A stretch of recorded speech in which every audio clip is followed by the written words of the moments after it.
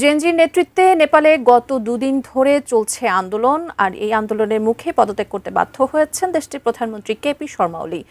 পদত্যাগের পর প্রধানমন্ত্রীকে হেলিকপ্টারে নিরাপদ জায়গায় সরিয়ে নিয়েছে সেনাবাহিনী। তবে পদত্যাগ পত্রে ঠিক কী লিখে গেলেন তিনি, বিস্তারিত জানাচ্ছেন লিমা শায়ন্তী। জেনজির ব্যাপক বিক্ষোভের মুখে এবার নেপালের প্রধানমন্ত্রী কেপি শর্মা ওলি পদত্যাগ করেছেন। 9 সেপ্টেম্বর বিকালে তার সচিবালয় সূত্র এ তথ্য নিশ্চিত করে। গত 2 দিন ধরে জেনারেশন জেড জেনজি নেতৃত্বাধীন আন্দোলন নেপালে পুরো দেশ জুড়ে গণ আন্দোলনের রূপ নেয়।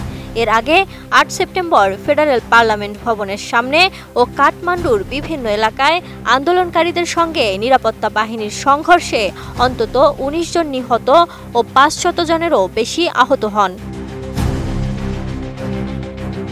কাঠমান্ডু ভ্যালিসহ বিভিন্ন স্থানে দেশটিতে কারফিউ জারি এবং ব্যাপক নিরাপত্তা মোতায়েনের পরও বিক্ষোভকারীরা রাজপথে নামতে থাকেন।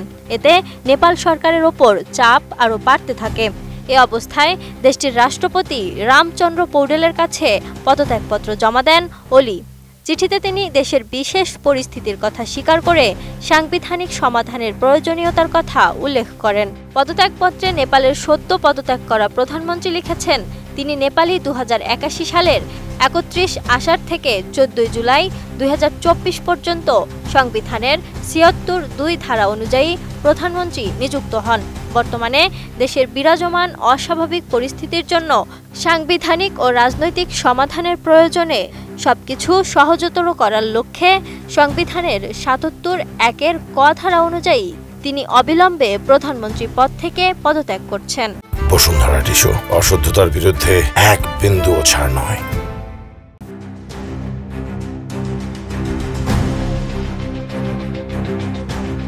বিশ্লেষকদের মতে নেপালের সদ্য আসন ছেড়ে দেয়া প্রধানমন্ত্রী ওলির পদত্যাগ নেপালের চলমান রাজনৈতিক অচলাবস্থা ও যুব সমাজের ক্রমবর্ধমান ক্ষোভ শান্ত করার জন্য একটি মোড় ঘুরানো ঘটনা।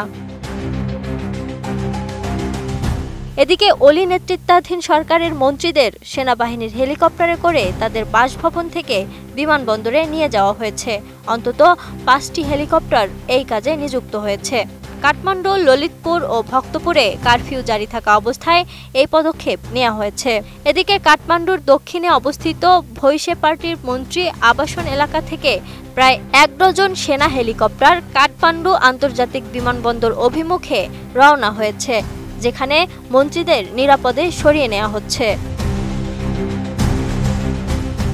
Lima Shayanti, desk report, 18 news.